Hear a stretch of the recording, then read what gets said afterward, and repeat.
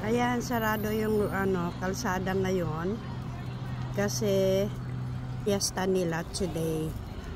Kaya itong area na to is closed para makapag-celebrate sila.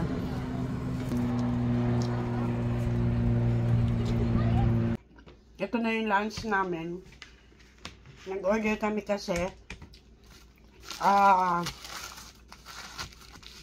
fiesta ngayon ng anong tawag nga niyan? Punjabi. Punjabi, yung mga Indian. Nagkaroon sila ng street, nagkaroon sila ng street, food street festival.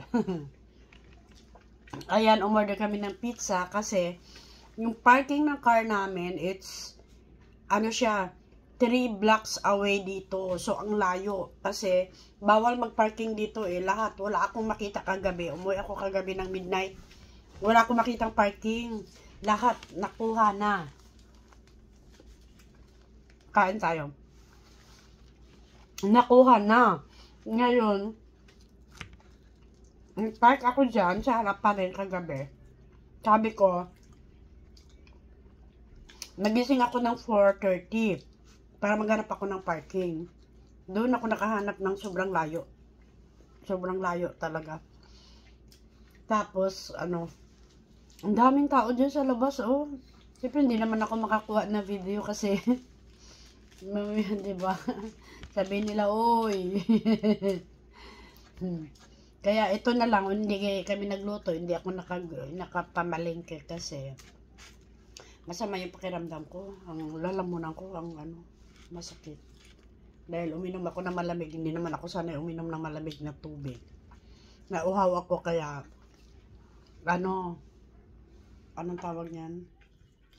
Nagbara yung lalamunan ko, trangkaso. Kaya, yun, sabi ko, para ako nahihilo, yung ginawa ko ngayon, tulog na lang ng tulog.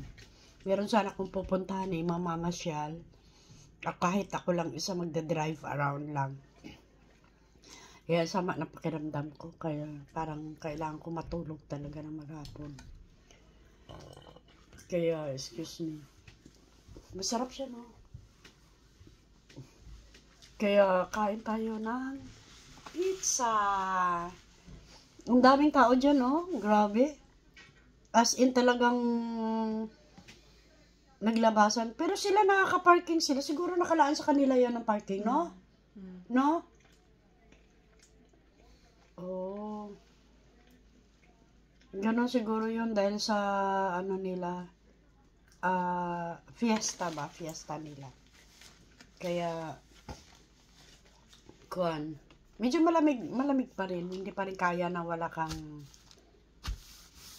dito. Medyo makapal na na jacket. Kaya yun, mamayang gabi pag medyo okay na yung pakiramdam ko, pag makakalabas ako, kailangan ko yung kukunin yung sasakyan, ililipat ko dito kasi 7 PM pwede na siya ibalik dito. So sana hindi matuto yun doon. Sana nandoon pa mamaya kasi malayo rin ang lakad na malayo ang lakad. Gusto ko sana silipin, baka mamaya wala naman ako nakita doon na bawal magpark. Wala pa naman ako nakikita doon.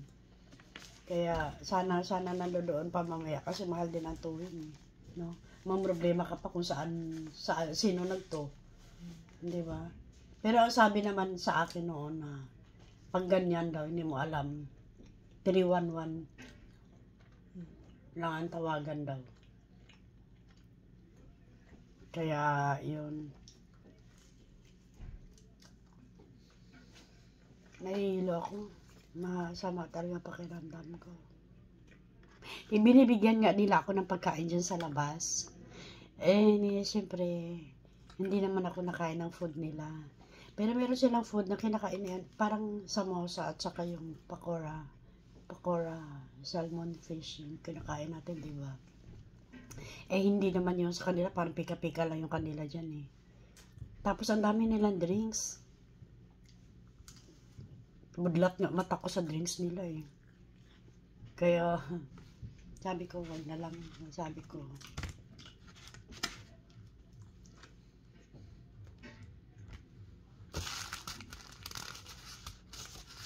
Kaya, yun. Yun lang naman ang update. Bye, guys!